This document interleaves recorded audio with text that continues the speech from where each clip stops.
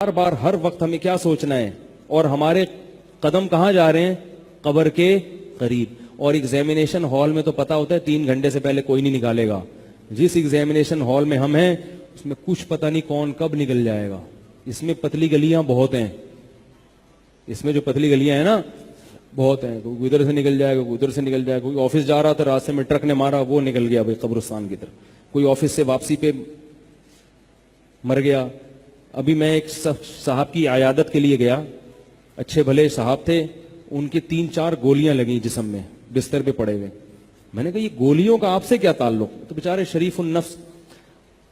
پتہ یہ چلا کہ پولیس والے ڈاکو گولی مار رہے تھے, لگ ان کے گئی ہیں بھائی. اب دیکھو کہاں سے گولی کس کے لیے چلی تھی اور لگی کس کو. پولیس والے بھی شرمندہ تھے. وہ کہہ رہے ہیں جب پولیس والوں نے مجھے اٹھا کے دیکھا نا, انہوں نے بھائی یہ تو وہ بندہ ہی نہیں ہے بھائی. پولیس والوں نے جب اٹھا کے دیکھا بھائی یہ تو وہ بندہ ہے ہی نہیں جس کو مار رہے تھے. تو شکر ہے پولیس والے پہچان گئے, ورنہ وہ پوری سر میں گولیاں اتار دیتے اس کی. یہ اللہ کا بڑا فضل ہو گیا.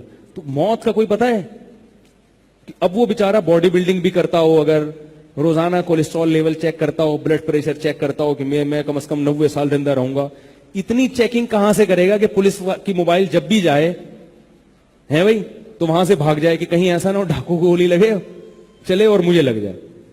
اگر اتنی احتیاط کرے گا تو زندہ کیسے رہے گا؟ وہ تو ٹینشن سے مر جائے گا. ویسے ہی ہر وقت احتیاط کو کہ ٹرک نہ مجھے مار کے چلا جائے, تو پھر جہاں سے ٹرک آئے گا وہ اسے دیکھ کے نکل جائے گا. وہاں سڑک پہ آئے گا ہی نہیں, گاڑی نہ مار کے چلی جائے. پیدل سفر کرے گا, پھر یہ ڈر ہوگا کہ بھئی پیدل بھی کوئی گٹر کا ڈھکن نہ کھلا ہوا ہو رات کے وقت.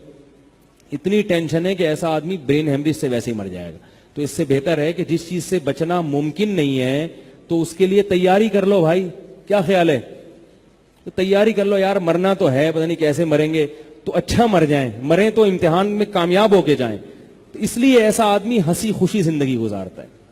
بھئی موت کی تیاری ہے پہلے سے. جیسے ہمارے حضرت اشعار پڑھا کرتے تھے, اتنے بڑھاپے میں خوش تھے کہ اب موت آنے والی ہے, اس پہ خوش ہوتے تھے. ہم بڑھاپے میں پریشان ہوتے ہیں, یار میں مرنے والا ہوں. وہ خوش ہوتے تھے کہ بھئی اللہ نے اچھی زندگی گزار دی, اب تو بس اللہ کے قریب جانے کا وقت آ گیا. اشعار پڑھتے تھے خوشی سے. اور حضرت اس چکر میں دنیا سے جاتے ہی نہیں تھے, کیونکہ جب خوش ہوتے تھے صحت اور اچھی ہو جاتی تھی, ٹھیک ہے نا, بیماری نہیں ہوتے تھے. حالانکہ حضرت موت کے لیے تیار تھے. فرماتے تھے 63 سال کے بعد مجھے اب زندہ رہتے ہوئے شرم آتی ہے. 63 سال میں نبی دنیا سے چلے گئے, میں ابھی تک ہوں. تو شرما کے بھی ماشاءاللہ 80 سال حضرت نے نکال لیے, اس لیے کہ خوش رہتے تھے نا. تو دنیا کا بھی فائدہ, دین کا بھی فائدہ. اللہ تعالی ہمیں مقصد حیات کو پہچاننے کی